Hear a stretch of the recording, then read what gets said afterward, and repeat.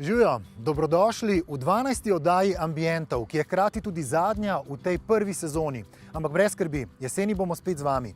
V današnji oddaji pa vam ponujamo zelo zanimivo hišo, ki so jo poimenovali Hiša za najlepša leta. Vrt, zasebni vrt, ki je nastajal kar 15 let, in staromeščansko stanovanje, ki je zmes starega in novega.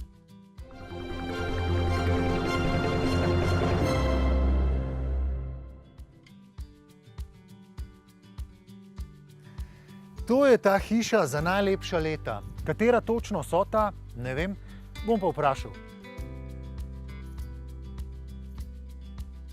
Gospod Matej, vi ste stvaritelj te izjemne arhitekturne pesnitve, hkrati ste pa tudi avtor poimenovanja te hiše. Imenuje se kako točno? Hiša za najlepša leta. In to so? Moja leta, vaša leta, za vsakega druga. Za lažjo predstavo vas najprej vprašam, koliko je kvadratura celotne parcele? Kvadratura parcele je okoli 1100 kvadratnih metrov. Kaj pa same hiše?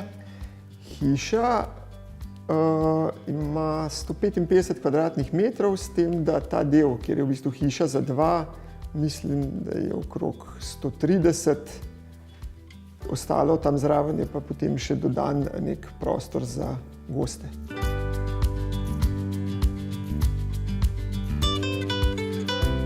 Ko človek od zunaj pogleda hišo, najprej opazi to, da hiša visi, da je po strani. In seveda se vprašaš, so tudi stvari noter, po strani seveda veš, da ne, ampak pač nekako dobiš to misel, ne? To je ni tako samo po sebi umevno, ker je precej ljudi dejansko vprašali, če hiša tudi notri visi. Res, prav zares so mislili. Tako, ja. Hiša ni orientirana, tako kot je običajno v takih primerih, vzporedno s plasticami, ampak smo se odločili, da jo zasučemo pod 45 oziroma pod 90 stopinj, tako podobno kot so tukaj naprej na poljih zasukani kozolci. Razlog za to je bil, da je parcela tipična kmečka parcela, kjer je bila včasih njiva, se pravi podolgovata pa dolga.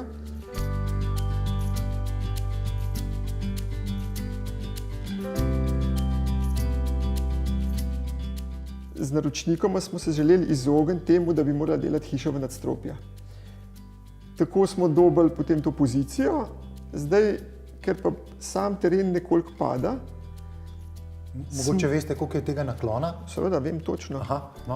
4 stopinje. 4 stopinje. Ja, kar precej, ne? Za hišo, ki naj bi bila ravna. Kot se sliši malo, je kar precej.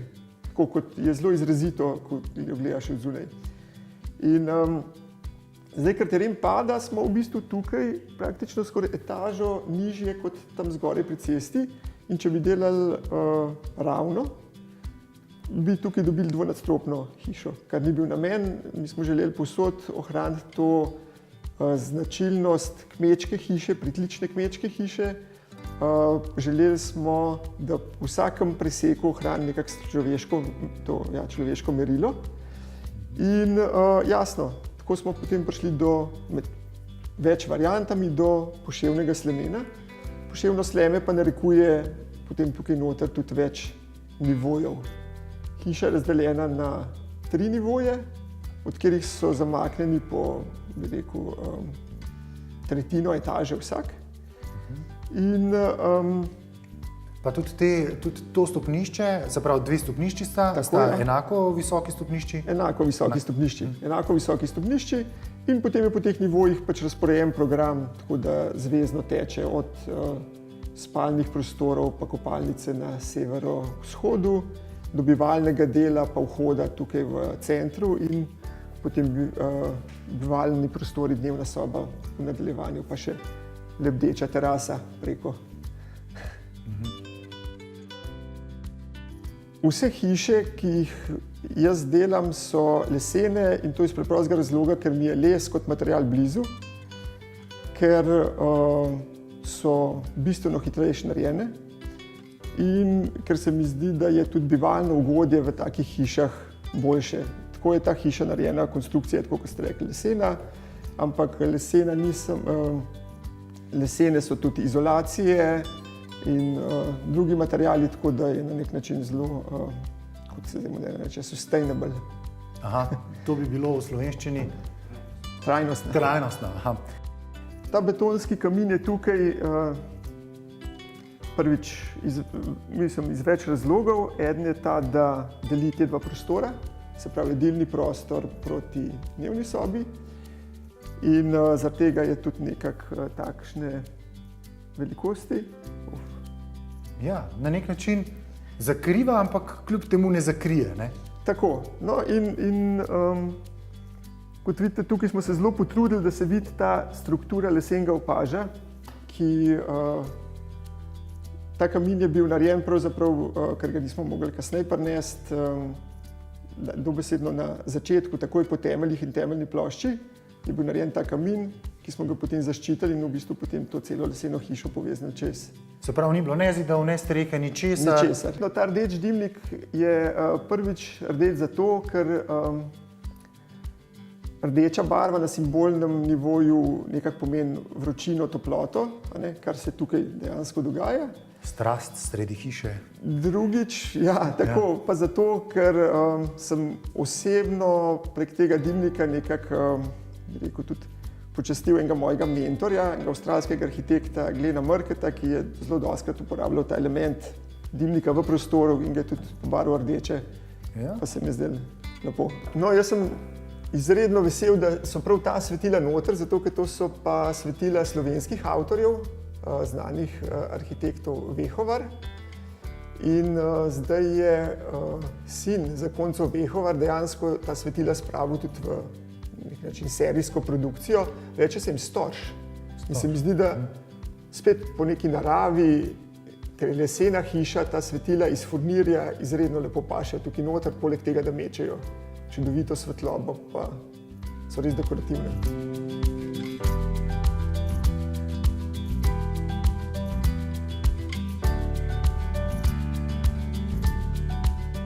Hiša ima te pasivna senčila, ki na nek način črpajo iz tradicije teh letov kozolca.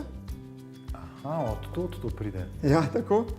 Ampak to je fiksno, ne? To se ne premika. To je fiksno in se ne premika, je pa narejeno pod takim kotom, da ko imate vi sonce nizko, vam pade noter, ko imate visoko, vam zasenči večino prostora.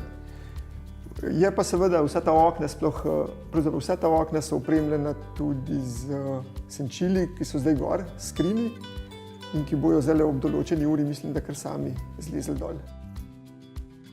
Gospod Uroš, tudi vi ste iz gradbene stroke, imate precej izkušenj tako v gradbeništvu, kot tudi s samimi hišami. To ni vaša prva hiša, ne? In taka, kot je zakaj? Ja, res je. Mi smo pač ženo v enem določenem obdobju sklenila, da bova zamenjala okolje, v katerem sva živela. Zakaj se je to zgodilo, pač več dejavnikov, pa to niti ni pomembno. Eden izmed teh dejavnikov je pa bil, da hiša, v kateri smo živeli, je bila zelo velika. Kaj to pomeni? To je bilo tam preko 400 kvadratnih metrov.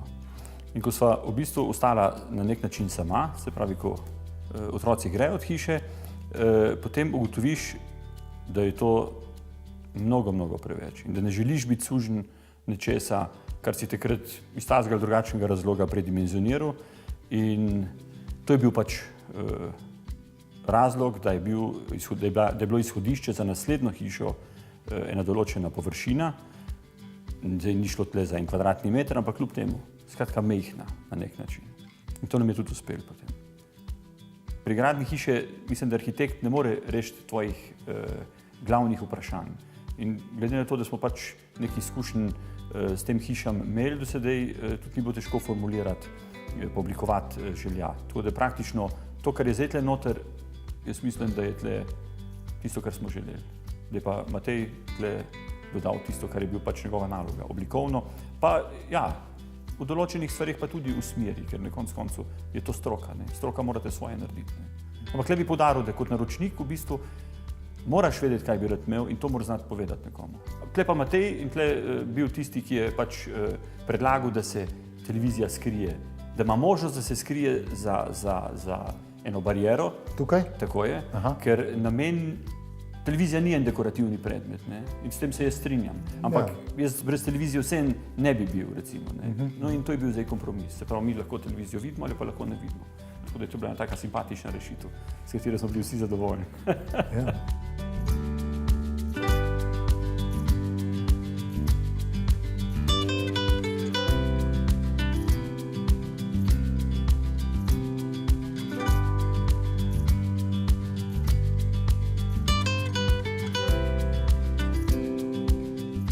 Gradnja te hiše ni bila zdaj reševanje, samo reševanje stanovanjskega problema. Tudi, ampak ni nujno bil zdaj to edini način reševanja tega problema. Zato je bilo že samo osnovanje hiše, pa gradnja tudi na nek način igra.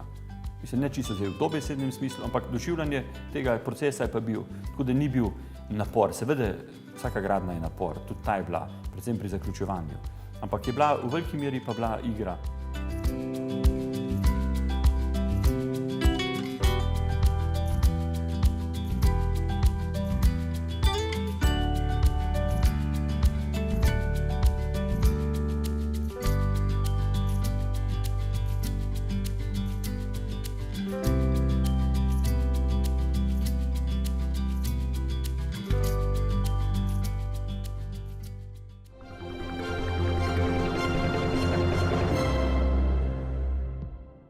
Kopalnice že dolgo niso več samo prostor namenjen osebni higieni, temveč vse bolj postajajo simbol posameznikove kulture bivanja.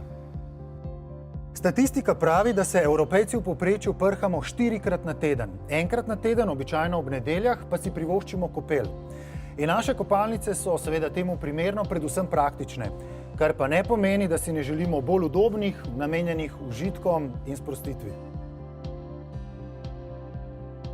Gospa Tjaša, vi ste strokovnjakinja za kopalnice. Običajno imamo ljudje dokaj majhne kopalnice, še posebej v blokovskih stanovanjih, kar pa ne pomeni, da si ne želimo večjih, bolj udobnih, bolj namenjenih sprostitvi mogoče. Kako si lahko pomagamo s kakšnimi preprostimi nasveti, da navidezno morda povečamo kopalnico in si jo drugače uredimo? Ja, za majhne kopalnice bi priporočila predvsem svetle, naravne barve in ploščice večjih formatov, ki prostor optično povečajo. Enak učinek dosežemo tudi z uporabo ogledal, lahko jih porabimo več in pa pravilno razsvetljavo, se pravi, naj bo čim bolj raznolika od samih reflektorjev do LED luči. Zdaj pri samih adaptacijah se stranke odločijo, da ne ohranijo več bideja, preprosto kopalno kad pa potem nadomestijo s kabino za prhanje. Zdaj izredno popularna je walk-in kabina, tako imenovana s kanaleto. Se pravi, da praktično stojimo na ploščicah, v steno imamo pa montirano potem samo stekleno steno oziroma vrata. Ljudje pa se vedno več odločajo tudi za visečo sanitarno keramiko, se pravi WC školjke in bideja, ki sta pritrjena direktno na steno, lažje tudi zaradi čiščenja. Novost v kopalnici je WC školjka brez robu. Curki vode ustvarijo vrtinec, ki omogoča učinkovito splakovanje. Pri tem je verjetno zelo pomembno, da izberemo pravo opremo, ki nam bo dobro služila. Ja, res je. Ljudje vse bolj prisegajo na kakovost. Ko se nekdo odloča za novo kopalnico oziroma prenovo, mora imeti v mislih, da jo ne bo menjal vsaj 10 let ali več. Zato smo se v Merkurju odločili in smo samo ponudbo razdelili v 3 segmente in s tem mogoče kupcem olajšali izbiro. Se pravi standard, kjer za najnižjo ceno lahko dobilo maksimalno najboljšo kakovost, potem za popular, za vse, ki sledijo trendom, in pa selected za tiste najbolj zahtevne. Tako lahko nekako najbolj ustrežemo kupcem, njihovim željam in tudi življenjskemu slogu. Ta kopalnica, v kateri smo zdaj, je opremljena po katerih od teh? Je po tretji varianti, se pravi za najbolj zahtevne. V kopalnicah največjo površino zavzamejo ploščice in kot take se mi zdijo en bolj pomembnih elementov v kopalnici. Kaj nam lahko o tem poveste? Res je, ploščice so v bistvu osnova vsake kopalnice. Lahko rečemo, da je to alfa in omega vsake kopalnice. Tako da zadnja leta so v ospredju predvsem ploščice večjih formatov in svetlih naravnih odtenkov. Zdaj veliko poudarka je tudi na samih bordurjih in pa na okrasnih ploščicah, ki upodabljajo v bistvu motive iz narave in pa vedute velikih mest. Posamezne linije se igrajo tudi s kakšnimi svetlečimi efekti, vse več je tudi sijajnih ploščic. Prihajajo pa tudi ploščice, ki so bolj v industrijskih barvah, kakšnih takih sivih mat odtenkov. Je treba verjetno biti pozoren pri tem, da preveč s ploščicam ne načičkamo cele kopalnice. Se mi zdi, da se to pogosto dogaja, da se potem razni vzorčki vstavljajo noter in je potem ena taka čudna mineštra pride ven. Res je, ploščice moramo izbrati pametno, se pravi, da nam mora biti kopalnica všeč tudi čez 10 oziroma 20 let, tako da ne priporočam, da se jih izbira po trenutnem navdihu, ampak je resnično treba dobro premisliti, kaj nam bo všeč tudi čez toliko let. Kaj pa talna obloga? Vem, da nekateri tudi uporabljajo les v kopalnici, ampak je to praktično, kjer zdaj midva stojiva, pa voda, les? Zdaj tole, kar vidimo po tleh, niti ni les. To je v bistvu keramična ploščica, v bistvu gres ploščica, ki je imitacija lesa. Zdaj to je trenutno pri Slovencih zelo popularno. Imamo pa na isti način potem tudi imitacija marmorja, ki pa se jih tudi zelo veliko odloča za to. Prenova kopalnice, to je v bistvu res zelo zahteven projekt. Ljudi je strah, ne vejo točno, kje začeti in kako ne bi vse skupaj potekalo. V Merkurju to radi rečemo, da do nove kopalnice lahko pridete v samo 3 korakih in sicer skupaj s stranko, s kupci načrtujemo, pogledamo, kakšen prostor imajo na voljo in potem to izrišemo v 3D izrisu. Poskrbimo tudi, da mojstri pridejo potem na dom, da si ogledajo situacijo na licu mesta, svetujejo, s strankami potem skupaj izberemo tudi izdelke, se pogovorimo o rokih dobave, o času izvedbe. S strankami se potem skupaj usedemo, izberemo izdelke, dogovorimo se o dobavah, o terminih izvedbe. Ko se enkrat to začne, poteka vse zelo hitro, nekako v roku 14 dneh naj bi bila narejena prenova kopalnice. Zdaj, če se odločijo za samo prenovo kopalnice, naši strokovnjaki potem tudi opravijo vsa rušitvena dela in odpeljejo material na deponijo, potem sledijo inštalacijska dela, polaganje keramike, na koncu potem še montaža sanitarnih keramik in ostalega pohištva in dodatkov. Skratka, jaz kot stranka ne rabim narediti nič. Tako je. To je potem kopalnica naključena, vam ni treba nič skrbeti. Kar je zelo pozitivna stvar, da ko kupec opravi nakup kopalnice z vgradnjo, se obračuna DVD po nižji davčni stopnji, hkrati pa mu je zagotovljena garancija na izdelke, ki jih je kupil in prav tako izvedena dela. Se pravi, je cenejše, če pri vam vse skupaj vzameš, kot da bi jaz, pri vam kupil material in potem svoje, neke mojstre lovil, da bi mi prišli stvari montirati. Tako je.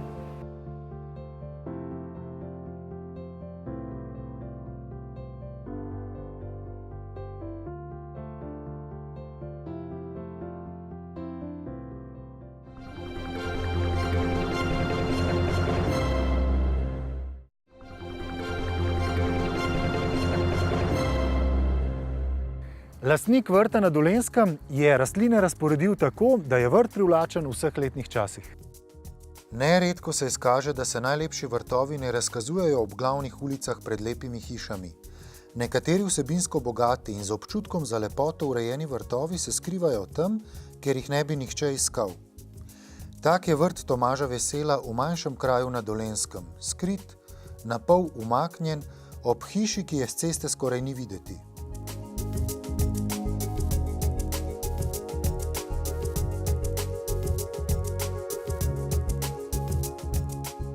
Vrt Tomaža Vesela ni majhen, saj meri zemljišče približno 1700 kvadratnih metrov. Lastnik vrta se je po končani gradnji hiše znašel pred odločitvijo, ali naj ohrani zaraščen sadovnjak ali pa okolico preuredi. Začel je sajenjem okrasnih dreves, hkrati pa je prizadevno iskal znanje o rastlinah in vrtovih. Vrt je dobival sedanjo podobo v zadnjih 15 letih. Lastnik ni želel kopičiti rastlin v zbirke, kot se to pri nas pogosto dogaja. Pomembneje mu je, kakšna rastišča so primerna za določene okrasne rastline. Pri tem upošteva tudi skladnost barv, rastline razporedi tako, da je vrt privlačen ob vseh letnih časih.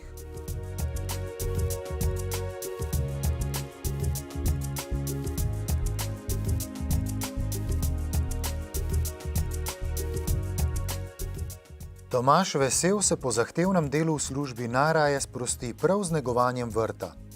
Preseneča pa njegova ročna spretnost. Sezidal je letno kuhinjo, lepo senčico in kotička za pripravo jedi.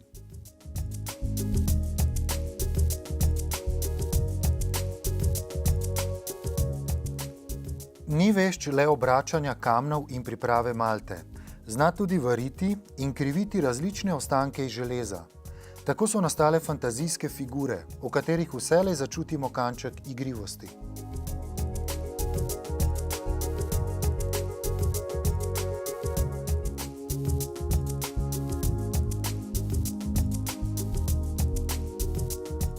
V teh dneh so gotovo cvetovi rododendronov ali slečev tisto, kar z močnimi barvami najprej pritegne opazovalca.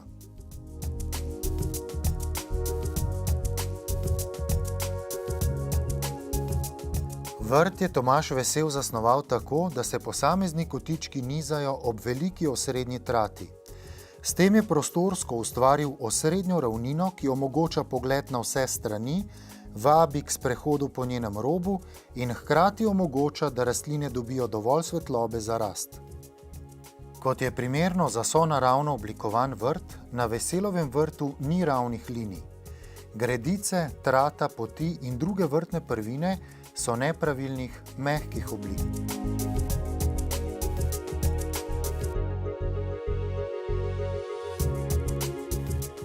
Blizu hiše se razprostira precej veliko zemljišče, kjer nastaja zbirka posebno lepih in redkih dreves ter grmovnic.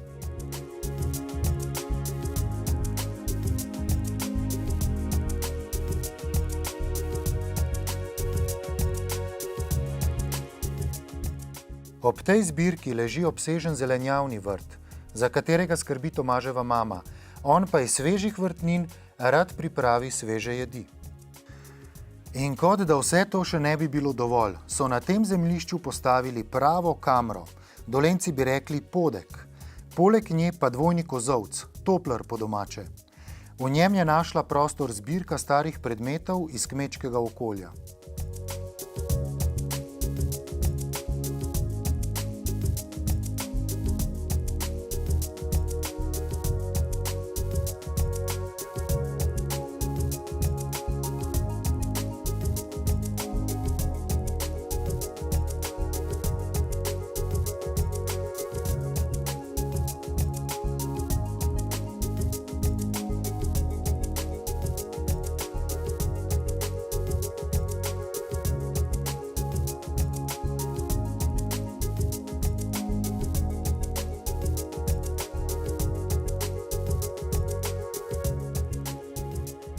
Ko se obiskovalec vrne s prehoda po zelenjavnem vrtu in zbirki redkih dreves, se mu prileže počitek v katerem od kotičkov na okrasnem delu vrta. Prostorov za posedanje in uživanje v lepoti na vrtu Tomaža Vesela gotovo ne manjka.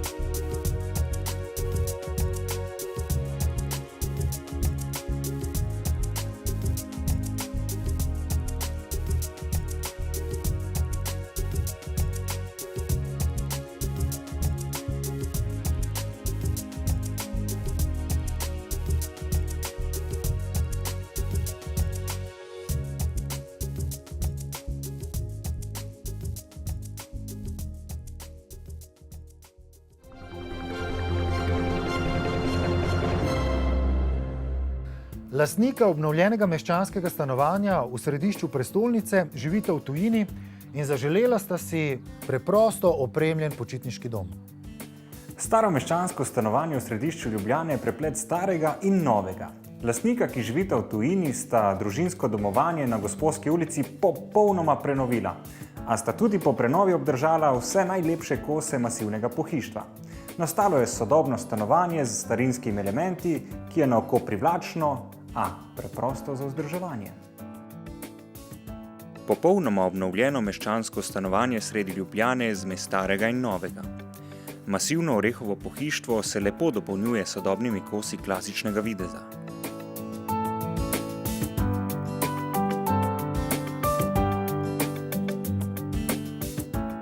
Marjetka, v staromeščanskih stanovanjih vedno najdemo visoke strope, dvojna okna, star parket. Kaj ste temu stanovanju dodali novega in prenovili, kaj ste pa obdržali? Ja, v tem 70 kvadratnih metrov velikem stanovanju smo zadržali star parket, ki je bil lepo ohranjen.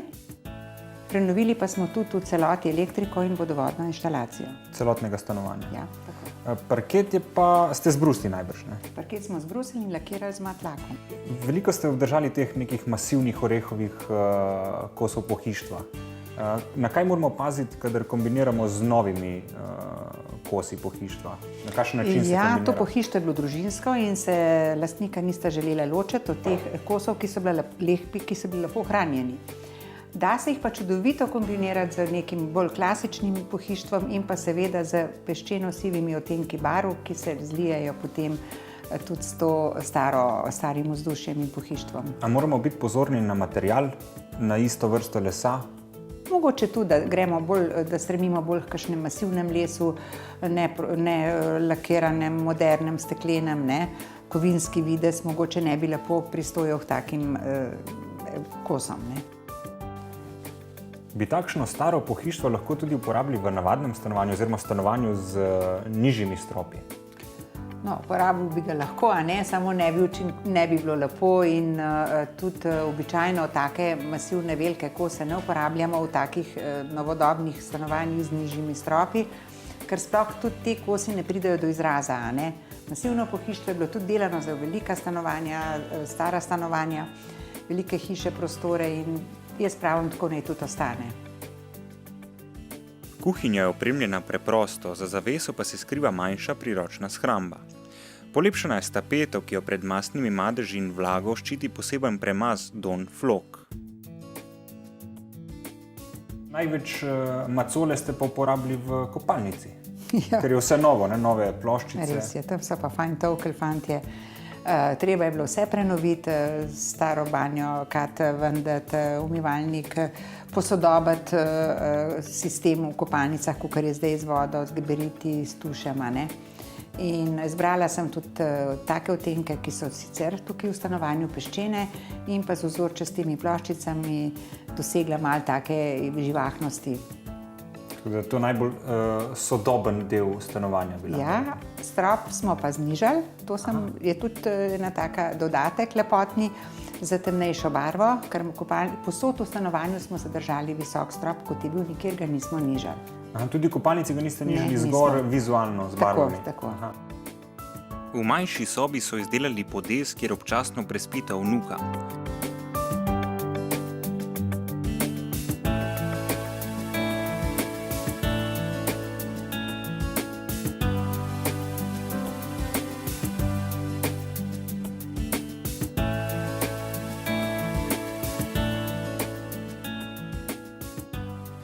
Glavna spalnica je polepšena s tapeto, ki razbije velikost in monotonost velike bele stene.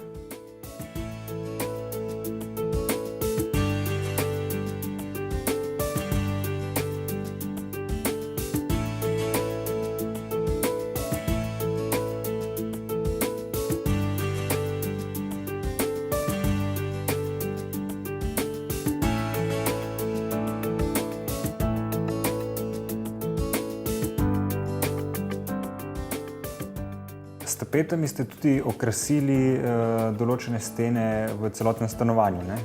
Ja, v dnevni sobi nad navideznim kaminom smo dali tapete in v sam kamin, ne. Z ostankom tapet smo polepšali pa tudi vhodni del oziroma en tak kotiček za sedenje, ki je med sobama.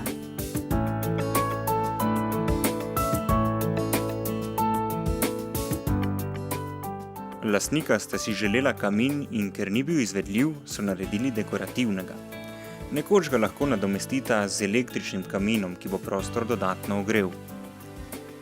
Ker lastnika veliko časa preživita v tujini, sta si želela stanovanje, ki ne bo zahtevalo veliko dela in z arhitektkino pomočjo se jima je želja uresničila. Proste trenutke tako raje namenite dragocenemu druženju s prijatelji.